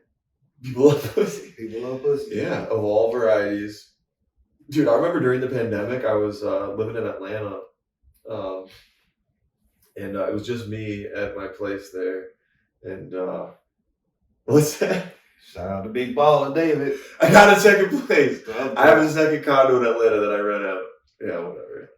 Everybody who watches this, tell David to send me a loan, give me a loan. Just give Kyle a loan in the comments. I'm down, dude. If you actually, you know. Then yeah. Shout out to white people that actually help. Yeah, dude. No, for real. But so I was alone, but there was a cat that I would see, and I'm pretty sure it was a stray, and it would wander around. And I went out on my patio. I went to the store and I bought tuna. And I opened up some tuna and I put it on, and every once in a while the cat would come up, and I was just like, I don't know, I was so starved for human contact. Yeah, but no, that's how my shit happened, bro. Because I had like some old tuna in my kitchen and shit. You know what I'm saying? I was like, I'm throwing all this out. It wasn't even the fucking refrigerator tuna. It was like the tuna in like the pack that you just squeeze out and shit. Yeah. I was like, I'm about to give this to the cats. Yeah. It was like, I'm gonna throw it away. I'm just gonna give it to the cat. Yeah. They love that shit. I put that shit out there, man. They fucked that shit up. Yeah. And now they won't leave. Now they won't leave? Yeah. Yeah. That's good, man. I think somebody else started to feed the cat, because I never got a chance to like pet the cat or get close. The cat was so skittish that like I couldn't even open the door to get to him, but I could take a pic. I like took a picture from outside through the blinds. Oh, okay. But yeah, man, I would. So besides the cats that won't leave, do you have any pets? Nah, bro. I had pets since I was like early 20s. Okay. Yeah, I had a pit bull. It was a little girl pit bull. Her Pit name bull? was Mary Yeah. Jane. Her name was Mary Jane. Mary Jane the Yeah. pit bull. That was my girl. Why'd you name it Mary Jane? I wanted the PETA people to get on me and shit. Yeah. She was definitely a stoner. She was a stoner She was kid? a stoner. Do cats like to get contact high from weed? Like, No, but you couldn't make them smoke an actual. Yeah, the cats kind of get away from it quick, but like cats, they like catnip. Yeah. And that's just like the way they act is like they get all caught up in it. Uh-huh. But you know what you were just saying, like she was a stoner kid. Yeah. It's like people like now everybody's a parent. Like that's some shit I've been thinking about lately. Like everybody's a parent now. Like you could just claim your pet as a child. Right. You know what I'm saying? Yeah. Like everybody's like my fur baby and all this shit. But like it's not the I'm same. a dog mom. Yeah, you know what I'm saying? Like I'm a dog Yeah, you mom. know, because you actually have this shit's not the same. It's not the fucking same, bro. Yeah. That shit is not the same. Like Yeah. shout out to you for having pets and shit that you take care of.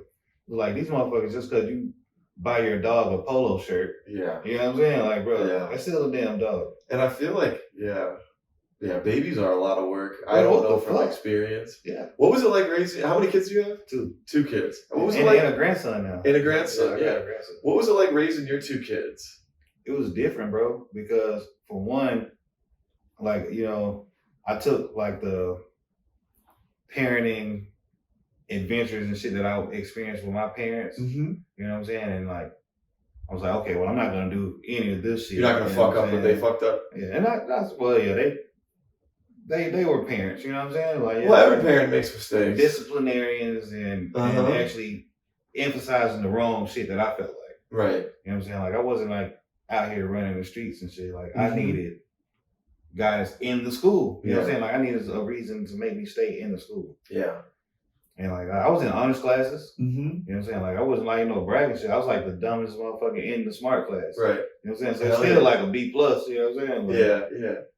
But my parents, they worked a lot, you know what I'm saying? Okay. They worked and they was just kind of still living, you know what I'm saying? So like they worked, then they played. And they worked, and then they played. Okay. You know what I'm saying? So like I kind of grew up fast because I was like raising my sister and myself. But like because my parents were there, but they were working so much that they weren't there. So they come home, they make sure everything was taken care of. I got you. They come home and cook. Yeah. But like, you know what I'm saying? Like shit, 14, 15 hours out a day. Yeah. Just like me, or then me and my sister type shit. So yeah, I got you. Dude, isn't it weird? Like, I just had this thought the other day. Generations,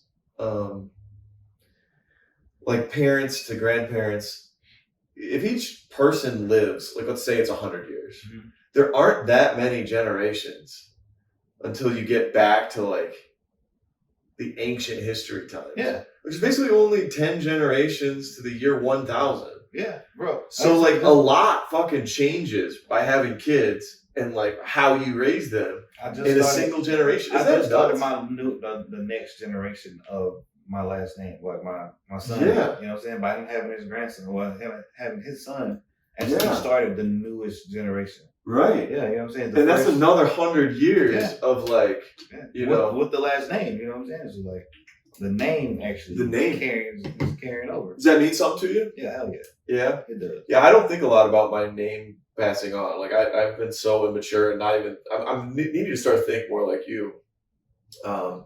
About it being real, that I could have a kid and that this, like, if I have a family, like, that could be like a cool thing, you know? And like, I don't want people to think that, you know what I'm saying, everybody has to raise their kid the same way, because I definitely didn't, bro. Like, I had my kid, I was 16 years old. Yeah. I was about to be 17. Right. But I wanted to be a part of his life. Mm-hmm. You know what I'm saying? So like, I was there. I was doing that shit first when I was a kid. You know what I'm saying? Like, for real, like, I do like the teen mom shit. Like, like I had my kid like right before Teen Mom came out. Like, if I knew the motherfuckers was paying you for that shit, bro, I would have been all on TV. Yeah. Fuck that. Yeah. Like I'm a young ass parent. Right. But I mean, no, he's the reason that I joined the military. Like, yeah. And like people like, thank you for your service and all this. And I'm like, bro, like I appreciate it, but yeah, I joined because I have kids. Yeah. The stakes are pretty high though, man. raising a kid. You know, Yeah, you fuck up one generation. It is, You bro. know, that could mess up Like, so much. You can later on. affect their attitude, their outlook on life. You know what I'm saying? How they view people through their responses. Right. All that shit. I mean, you can overcome stuff that they did wrong, but it takes a lot of work, you know? But yeah, they gotta know that, you know what I'm saying, that you love them and shit, bro. They you have gotta, to you know gotta that spend that time, bro. You gotta spend some time, some kind of way type shit, bro, for real. That they love, yeah. Because otherwise, they won't form emotional connection, right? They'll kids have a now, hard time. these kids now, bro, like, kids now are smarter than us. Yeah. Like, leaps and bounds and shit, bro. Yeah. I feel like they are. Yeah. No, I'm telling you, they are. What do you think it is? Because they have access to the phone? It's just more access. It's more access to information. Access, period. More information. Just period. You know what I'm saying? Like, his babies that can type in the beginning alphabet, you know what I'm saying, and find some shit that they look for on YouTube. Wow. Like 1 and 2 years old, can't even fucking spell. Right. But they know that Baby Shark start with a B. Yeah. You know what I'm saying? So they put that B and then they recognize fucking Baby Shark. Yeah. You know what I'm saying? Like, yeah, that's insane, dude. Bro, I've seen it. They can't spell it. This is interesting to me too, dude. That like, how much smarter are we gonna be as a people? Because like the tendency is to hate on. But I think that we're too much exposure. Trading it out, bro. Like, we're trading like the information and just the education. But like, a lot of these kids are gonna be like soft, man. You know what I'm saying? Like, yeah, they're gonna be soft, or they're not gonna know how to like. I don't like no fucking not being able to identify how they want to identify, but like, they're just gonna be soft, period. Yeah. You know what I'm saying? It's not like they're not gonna be. Everybody's gonna be like introverted and shit. You know what I'm saying? Yeah. Like, everybody. Yeah. They may have a hard time forming like friendships and relationships and like everybody gonna be long awkward, conversations, socially awkward type shit, bro. Like, yeah, yeah. And like, kids don't go outside like that now. You know what I'm saying? Like, it's gonna be like the sports entertainers are gonna be like big time. Like, they're already getting $250 million. Right. You know what I'm saying? It's like 10, 15 more years. You know what I'm saying? By the time my grandson is 20 years old, they're gonna be so fucking big time, and you know what I'm saying? Like, gigantified, bro. It's gonna be crazy. Like, that'd be 600 million contracts and shit for like 3 or 4 years. Yeah. You mean the athletes? Yeah, the athletes. Yeah. Because they'll be seen everywhere, because they'll be easy to access through like handhelds. You know what I'm saying? Like, motherfuckers got the Oculus now. You can sit front row at the game, at the basketball game, football game and shit. Right. You're gonna know all the sports people, all the rappers, the singers, and all that shit. They're gonna be like the next celebrities. All the motherfuckers gonna start running for Congress. Yeah. Motherfucker, it's gonna be that kind of shit, bro. Like, yeah. For real. Yeah, that'll be interesting. It's gonna be wild. Yeah, those are gonna be who are running shit too. Yeah. Trump was like the first guy to like be a social media celebrity. That was real live fucking celebrity. Yeah, he was the first social media president. Jesse Ventura was like Jesse Ventura before him was the wrestler who became like, was the governor. Yeah. And Arnold Schwarzenegger. Yeah. I think Obama might have been the first social media president because he was young and savvy. Like, he was the first one to utilize like Facebook and like all the other shit to like get the word out there. And he actually, like you say, used it to get his face out there. Yeah. Like, yo, look. Yep. And then Trump used Twitter. And Biden stole the election. Biden caught COVID more than me. Biden. Yo. No, that was an unusual one. But yeah, man, that is a good point. Like, we're gonna have like TikTokers in Congress. I don't think nobody fucked with Biden. Yeah. I think people wanted Trump gone more than they knew what the other shit was gonna be. It's like, look, I fuck with Trump because he spoke his mind, he was opinionated. Now he said some shit that was kind of risky, you know what I'm saying? But me being a comedian, you know what I'm saying? I saw what he was going for. Yeah, he was a pretty funny guy. Like, there was that was too bad, all the strife. Yeah, that his presidency caused. People got real dramatic. People got real. It wasn't so much Trump. It was the people that was following Trump that were actually like, yo, shit's about to fucking change. You know what I'm saying? America is about to be great right the fuck now. You know what I'm saying? Like, those motherfuckers. Like, that messaging I now like kind of understand a little bit. Like, make America great again. Like, when are you talking about? Yeah. When was it great? Like, you know, we talking. You know, what did I say? I always took it as we were headed in the wrong direction, and we needed to, like, you know, turn it around. Turn around, like, from a corporate money in politics kind of thing. Like we don't want corporations buying politicians and fucking over everybody, and we want America to like be a leader in the world. And Obama's change. Like I looked at the change, like not about Bush, but like we were just coming out of the housing crisis. Yeah, the 2008 housing crisis, the recession. Mm-hmm. You know what I'm saying? So like change. You know what I'm saying? Okay, change away from that shit. Yeah. So even with the Make America Great Again, like that shit sounded like they would kind of like that, but like the more people said it, it felt like derogatory. You know what I'm saying? It's like people just like when you say that shit, it's like, well, no. It just felt like it started making it seem like it was a bad saying. Yeah, you know I mean, like, I feel like it got spun some different ways. You know, it was the exact same slogan as Ronald Reagan, except Ronald Reagan. I was about to say Ronald Reagan was "Let's make America great again." Ronald Reagan. Trump was just "Make America great again." Yeah. So made it a little bit more direct. Yeah, like I'm not like super political and shit, bro. Like I like goofy shit, bro. Like, yeah. I'm super. No, dude, I don't like talking politics. We just stumbled into that. Yeah, bro. I say, man, it's not productive. You know, I feel like that shit's wild, bro. Like when like sorry, go ahead. No, like just think about like politics and shit. Like politics. Like I spent some time in legal troubles and shit. You know what I'm saying? Like the defense attorney and the prosecutors and shit, how they talk this big game, but like everybody's cool as soon as the trial is over and shit. Everybody's like, all right, let's go out and get some food and shit. It's like it's the same shit with politics. That's what happened? Yeah, no, that's basically what it is. But that's what happened with you and your legal troubles? Like people look after the court hearing was over, the prosecutor before and after. Yeah. Yeah. Like everybody. Dude, yeah. I'm sure everybody's cool. If we went to DC and we went to like some fancy restaurant, I bet Pelosi and frickin' Mitch McConnell. I wouldn't be shocked if they all hung out. And they all get like, here's the character we gotta play. It's like reality when the camera's TV. on. And like, you know. It's reality TV, bro. It's reality TV, yeah. No, that's a good point. But politics, man, I just think about the type of person that where I was at in life when I was really drawn in by it. Mm-hmm. And if I'm being honest, I think it was because I was real unhappy and just, you know, I didn't have anything else to like really give myself some entertainment or meaning.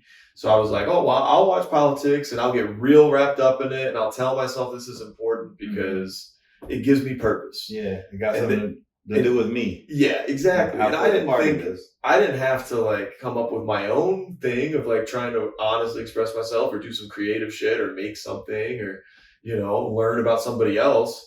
All I had to do was know the program and then watch everybody fight and then, you know, explain to other people why they're wrong. And I cannot like, I still have beliefs and stuff, but like, I don't give a shit. Like I would date a liberal girl, honestly. If she could handle that I lean a little right, like I could date a liberal.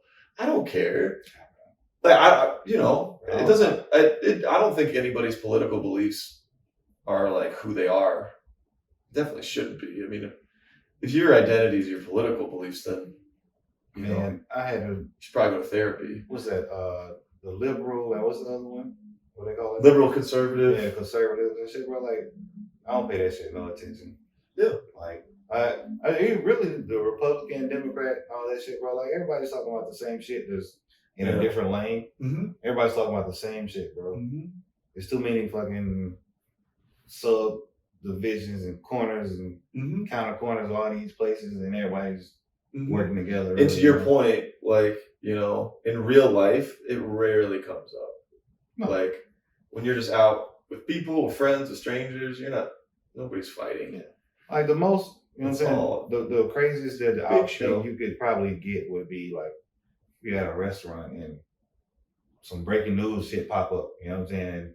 And they put like a president in your face right then. And you can see the people kind of like suck their teeth or somebody kind of be into it. You know what I'm saying? That's the only time. Yeah. And it's still like, okay, when the Kaepernick shit was going on. When the what? The Kaepernick shit. Kaepernick, like with the taking the knees and shit like that. Yeah. Like people were kind of really voicing it because you could see it. You could see the visible, you know what I'm saying? Like, I don't really like this, you know what I'm saying? Like taking this knee type shit. Yeah. That was bananas. Yeah. Bro, it's a lot of stuff, bro. And that was 2017? Yeah, feels right. About 2017. Mm-hmm. That's 5 years ago, bro. Yeah. Football season about to start back. I know, dude. I'm pumped. I love football. You know. Now, are you a Panthers? Fuck no, bro. I like the Steelers. Steelers. Yeah, I think you told me that before. My bad. I'm a Steelers fan. Steelers. Yeah, I got a fantasy team. We did our draft on Sunday night. Okay. Yeah.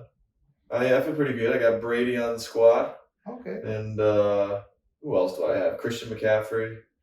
And then Aaron Jones, the Packers. I think I don't know if I got any Pittsburgh guys. I got a draft coming up this week. Okay. I think it's gonna be Thursday.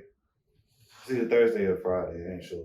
I got you, man. But I was thinking about either my man from the Bills, the quarterback from the Bills. Yeah. Tannehill? Allen. No. Allen. Yeah. I like Allen. Yeah. Yeah, dude. Football is dude, I fucking love it. But it seems like it comes at the perfect time, you know? Because I'm always depressed when summer ends. It's like less time at the pool or less time just doing fun outside shit. Yeah. But then football comes and I'm like, okay. Now, you know, I got shit to do on the weekend. We got college games. College football. I love if we want, we can like plan a trip with some people. Yeah, we can check out Clemson and shit. And then Sunday, I love football season because I Sundays are kind of hard sometimes when you're like, shit, I got to go to work on Monday. But, you know, you hang with people. Kind of decompress on the Sunday. Decompress. Football. Yeah, you got an awesome, like to me, the best game is Sunday night. NBC's coverage of Sunday Night Football. And that's the best product. You know what's crazy? I always think that those games, like that kind of shit like that, it's always a good Sunday night game. No matter who's playing. Yeah. No matter who's playing. You might get a couple of dubs here and there. Mm-hmm. But like those Sunday night games are like so wild. Where it's like the plays, like the little pass deflects off the helmet and the motherfucker catch it and run it back 80 yards. Yeah. It might not. It's some epic happens. It may happen on a Sunday. It might happen on a Sunday afternoon, but you'll see it that Sunday night. You know what I'm saying? Like you have to catch a replay. Like everybody always catches the Sunday night game and the highlights and shit. Yeah. Like Football Night in America. I feel like the coverage is great. Yeah, like they got awesome commentary. Yeah, that's just dope, right? Even the graphics packages, it looks sweet. It looks crisp on an HD TV. Mm-hmm. Like, I mean, everything's HD now, but something about Sunday night that helps me fight the scaries. I love that shit. I watch Red Zone. What's that? Red Zone? Red Zone. I like Red Zone. Red Zone, dude. Yeah, that's my shit, bro. Dude, Red Zone's like porn, man. It's like I gotta get my shit back situated for this. I think they got like a college Red Zone too, right? Do they? I don't know. It's like a college version of Red Zone, bro. Yeah. I get crap for this, but I don't fuck with college football that as much as pro. Oh yeah. I mean, what do you like better? Do you like better college? College football is more exciting. See, yeah, that's what most people feel. It's more exciting. Yeah. College football, pro football is more like I'm watching my team. Okay. You know what I'm saying? I'm more connected to my pro team because like that's my team and shit. Yeah. Like college football, like these guys are young. Yeah. They're fucking going 120% the whole game. That's the kind of shit that you like. Actually, they care more. You can tell that the college kids care more. Can you though? Yeah, hell yeah. I kind of feel like the pro guys, because they're fighting for their lives and their families. The pro guys are sick. No, they're not. They're not like not no guaranteed bread or no shit like that. But like the guys that are trying to make a roster. Have you seen Hard Knocks? Yeah, like Hard Knocks. Now that's different. But like Hard Knocks, like I'm watching like you see the preseason? Lions. Yeah, the Lions shit. That shit's good, bro. I gotta watch it. I'm behind. My buddies are all from Michigan and they're all into it. So. But yeah, dude, the Lions. Where you like Green Bay? I like Green Bay because my family lived in Green Bay when I was a kid. When I was like first grade. So then you guys went to Michigan? Then we went back to Michigan. I was born in Michigan. We moved to Green Bay and then moved back. And I guess I could have become a Lions fan when I was 6 years old, but I was young enough that was the first football player that I liked though. Who was? My first favorite football player was Barry Sanders. Barry Sanders? That's my first favorite football player. Yeah, dude. I remember team. Dude, Barry was unreal. Yeah, he was dope, bro. Like he was. And he could dunk and shit too. Yeah. Yeah. He was like How tall was he? 5'9"? Yeah, he was like 5'10", bro. Yeah.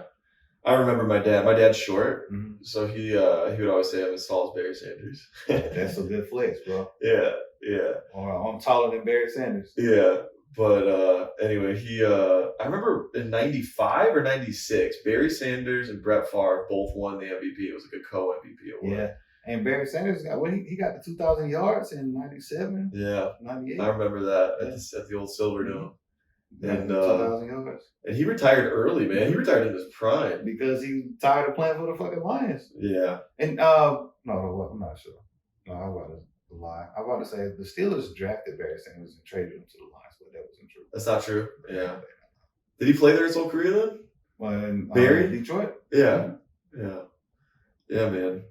Hell yeah. That's a poorly run franchise. Yeah, bro.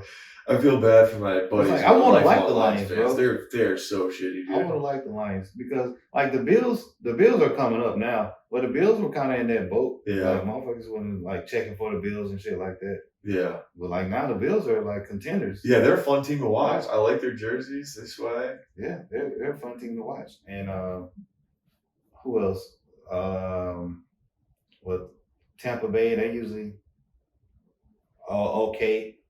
Have you been to the Saints game? Have you been to the Saints game? I'm not in not New Orleans. Yeah, bro. I've seen the Packers Saints at Lambeau, but those Saints games look crazy. Yeah, those shits look crazy. I want to go to the Superdome. I would love to see a game there. The Packers won a Super Bowl there in the Superdome in '97. 96, yeah, against the Patriots. Yeah. That was Brett Favre's only Super Bowl victory. So then they lost. They went back and lost to the Broncos. Yeah, dude. You remember that shit. And you remember the Steelers. That was the other. The Steelers, we lost to the Cowboys in '95. Mm-hmm. Fucking Neil O'Donnell threw like 4 interceptions in the fucking Super Bowl. Yeah, that's brutal. And then you lost to the Packers in 2010. But dude, we got two. Yeah, you guys, Seahawks and Cardinals. We're lucky to be fans of really good franchises. I mean, we've seen a lot of Super Bowls. Yeah, Pittsburgh's got 6, right? Yeah. Pittsburgh's got 6. Green Bay's got 4. But dude, I'm like, Packers fans are depressed these days because Rodgers is, getting old, and we've gotten to like 4 or 5 NFC Championship games. How long y'all think Rodgers gonna stay around? Well, now that he's taken DMT and ayahuasca, did you see that? Man, I think he's gonna play longer now. I think he's found the secret to. Would you try that shit? Did I? Oh, or would I? I haven't. Oh, no. I want to try that. I want to try acid, bro. Yeah. I want to try acid. I want to try DMT. Yeah. Word. I've done mushrooms and shit. Yeah.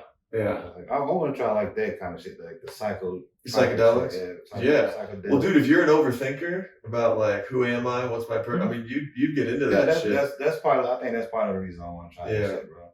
Yeah. Like nothing against people that do cocaine, but cocaine. That's not my steez. Like I say, I've done the mushrooms. I've tried the ecstasy, what I'm saying, shit like that. But like, I think I definitely want to try mushrooms again. I want to try acid. I want to try DMT. Yeah. I feel like cocaine and alcohol kind of like suppress and like push down who you really are, or like twist it and fuck it up. Yeah. Whereas like psychedelics more open up to possibilities, open up your mind in different ways. Extra potential. Mm-hmm. The unopened potential. Whereas like I can see like alcohol putting a lid on your creativity. Yeah. You know what I'm saying? Yeah. Or, okay. I haven't done cocaine, but like I could see how fucking alcohol and fucking cocaine could have you being creative here, but not being able to put it out. Yeah. You know what I'm saying? It's kind of like a creative funk. Was like, I got so much shit I want to say, but I can't put it out. Yeah. I think what cocaine does, because I've seen some YouTube videos on chemically what's happening, it's a dopamine rush. So dopamine is the chemical that gets released when you accomplish a goal. Mm-hmm. So like, and dopamine serves like a normal purpose for non-drug addicts. Like you need those dopaminergic kicks. Like when you make a to-do list, you check off the item on the to-do list, you get a little bit of that. So like, and that's how our brains are wired to go through life. You're supposed to have a purpose that you identify with and you're trying to move towards it. That's why if you're stagnant and not doing anything and you have no goals, you're probably going to be unhappy because you don't have any dopamine. So cocaine supplements that, and it just gives you the dopamine right away. So you create a circuit in your brain, and that's why the addiction's hard to unwind. The cocaine circuit is this new circuit now that gets rewarded when you get cocaine. So like it feels great, but you develop this circuit and become stronger and stronger the more cocaine you do. and you need more and more to satisfy it. So it's goal setting. Oh, So if you have no goals, do cocaine because it'll fix it. But and motherfucking motivate you. Yeah, but the more you know. I didn't know that. you know that? Yeah, it's I'm pretty sure I got that description right. Okay, but like I'm into shit like that, bro. I love to learn, bro. Like, yeah, I was in just weird, like, and like I say that shit a lot, bro. Like when I was selling drugs and shit, bro. Like I really was chilling, reading books, fucking, you know what I'm saying, watching Jeopardy, just trying to learn like weird shit. Yeah, you know what I'm saying, like yeah. Motherfuckers, how many people was just like, I took some of my drug money and went and bought books. Yeah. You know what I'm saying? Like, bro, I really did that shit, bro. Like, yeah. Shit, yeah, man. The latest thing I've been on a kick with is dreams, and like the psychology of dreaming. Mm-hmm. Do you have any dreams that you remember, like vivid dreams? I got one like super consistent dream. Can you tell me what it is? I'll tell you off the camera and shit. No. Oh, is it too bad to tell them? No, it's just. I'll tell you off camera. I'll definitely tell you about it. Oh, I was gonna try and analyze it off camera. Hell no. No? Nah. I mean, nobody turn this to my fucking therapy session. No, I don't care, dude. I think dreams are interesting. No, I'm fucking with you though, but I'm just saying I'll definitely tell you about it. Okay. Afterwards though. No, that's nice of you to not share your dream because, like, I mean, I don't know, I want to hear it, but I've shared some of my dreams recently with some people, and I can tell you the first scary dream that I remember having. Okay, I was like, tell me that one. First grade. I still remember it to this day. Just like me and my friend, who we're still cool to this day, kind of fell off a little bit distance and shit. But like we were like in like this cavern or this cave type shit. It was like this fucking big 7-foot fucking like earthworm, like with a hood on, bro. Like fucking, it felt like some devil type shit. And he was like, you guys are like sign a contract with me. You gotta jump into this. If you sign a contract with me and you're gonna like work for me, be like my tool or whatever. And or you don't, you can just jump into this pit of fire and shit. Word. And like my buddy, who I fell out with, he's like, okay, I'm gonna work for you. Yeah. And then they looked at me and I was like, nah, I'm not with that shit, bro. And I jumped. And then when I like hit the lava and the fire and shit, like I kind of like was bouncing in my bed and shit. Okay. That shit was crazy as fuck though. But I still remember that shit to this day. Yeah. Yeah. So this is what's crazy to me about dreams. Now I'm gonna tell one that's short and it's not mine. So this is a girl. I don't know if she wants me to say her name, but she was 11 years old. She was on an African safari with her mother, and they were in these golf carts. And she was, they were following the tour guide, and she's like, when are we going to see some good animals and stuff? And her mom's like, just stay in the car, just stay here. We'll see something cool. And she's like, no, there's nothing cool, blah, blah, blah. And then they surrounded this pit, and there were, it was like a swamp, but you couldn't really see what was inside. And she wanted to reach outside of the golf cart. Her golf cart kind of fell away from the group. The group was out ahead, and then she reached down to get something, and as she reached down, she fell. And then when she fell, she kind of realized she was standing, and she looked around, and she was standing what she thought was a rock, but it was an alligator. And she looked around, and she was surrounded by alligators, and she wasn't scared, but she was in a dark pit surrounded by alligators, and then she woke up, and she was 11, and like you were little. Yeah, right? Yeah, I was like first grade. Bro. Right. So I don't know. What trips me out about dreams is there's symbolism in dreams because our brain creates it. It's like we're watching a movie. You don't set out to dream about the worm. It just happens to you. It's like playing. So your subconscious mind is generating these images. Have you ever heard that every person that you see in a dream is somebody that you've seen before in your life, either on TV or in person? I hadn't heard that. Every person that you've seen in a dream is somebody that you've seen somewhere. Well, so your brain puts images onto these ideas. Mm-hmm. But the ones that really stick out to me are common. And it's really trippy to me because I think it's like built into the human experience, like back prehistoric. Because her dream, so her brain made the image of the danger to be a crocodile, which is a reptilian predator. So when you look at old stories, there's often a snake, like in the Garden of Eden, or a dragon, like in medieval, literature, and that is a symbol of unknown chaos and a predator. And I think a worm could somehow be like a snake. It's similar, You know, was it a worm? You said, Yeah, worm. yeah, or fire. Like these images are kind of common across time, and those are what manifest themselves in religion and stuff. And our subconscious minds are collectively coming up with this shit at young ages. Like there's something like underneath this in the collective unconscious that's consistent, and that really blows my mind. And those things are in religion, those are in myth, those are so like I'm still trying to figure out what that means, that our brain makes these stories up. And the other thing is, because it plays like a movie, you can follow it, right? Mm-hmm. For some reason, it's not weird that all this shit's happening. You're like, yeah, I fuck with this, I fuck with that. It's the same structure. And the fact that it makes just a little bit of sense, enough sense. It makes enough sense, but it makes enough sense in the same way that great movies make sense, right? Like Pinocchio, you watch Pinocchio, but it makes no sense. It's a wooden puppet with like, you know, running around, no strings, and then he's getting all this stuff. Like, but we still follow it because there's something deeply true about the themes in it. It's the same thing as a dream. Bro. So this literary, do you get what I'm saying? Bro. Do you get how fucking cool this is? You know how fucked up Pinocchio really was? I just heard this guy talking about this shit the other day too. Pinocchio was really fucked up. Like, the dad, he just like asked for a fucking kid and shit, you know what I'm saying? And like, oh, hey, got this wooden kid. And he sent him to school like the next day. Yeah. Like a fucking adolescent kid. Just like, yo, go out and learn, you know what I'm saying? Yeah. Like, bro, I'm not even fucking real. Yeah. And he got kidnapped. Yeah. Like 3 times. Yeah. And then what else? Like the people turn those kids, the little boys into donkeys and shit. Right. When he was drinking. Like the different phases of life that you go through. Like nobody ever found those fucking kids, bro. It's like I know, all dude. those kids just left. All the kids became donkeys and they got sent off to the salt mines. Yeah, and they were just gone. Yeah. Dude, that's like a lesson to the partiers out there. 214 9-year-olds. Yeah. Gone. You know that's like a lesson to the people that get caught up in alcohol and party and never grow up. And you know, you gotta watch that shit because then you become a slave to the addiction and you never develop. You never get out of it.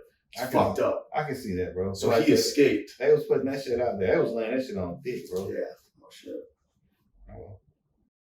Dude, if we lost this, I'm gonna be pretty upset. What happened? I don't know. Just blacked out. Oh fuck. Is it still? It's not picking up there. Oh man.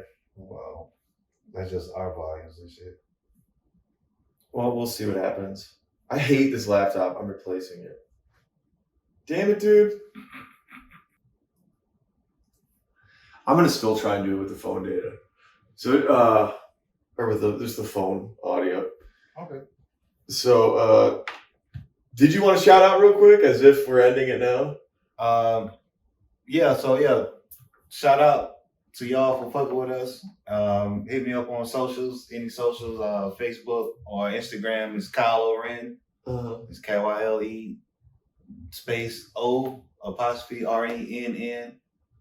I'm that on all platforms. Shout out to David. I'm sorry if this episode doesn't. Yeah. No, it's like we about to redo this shit. We're gonna do like a 45-minute. Yeah. I actually gotta go soon, but yeah, no, it's cool, bro. Yeah, if we do put this out based on this audio, hell yeah! Thanks for coming, doing the show.